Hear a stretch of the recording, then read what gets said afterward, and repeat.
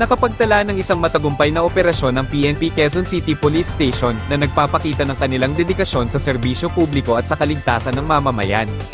Naaresto nila ang isang elektrisyan na responsable sa pagnanakaw ng mahigit 10 na milyong piso halaga ng mga alahas at mamahaling gamit mula sa isang tahanan sa Quezon City. Ang mabilis at mahusay nilang pagkilos na pinadali ng isang GPS tracker na nakakabit sa mga ninakaw na gamit ay nagresulta sa pagbawi ng mga ninakaw na ari-arian at pagdakip sa pinapakita nito ang patuloy na pagsisikap ng PNP Quezon City Police Station na protektahan ang komunidad at panagutin ang mga kriminal na nagpapatunay sa kanilang dedikasyon sa serbisyo at sa kapakanan ng mga mamamayan.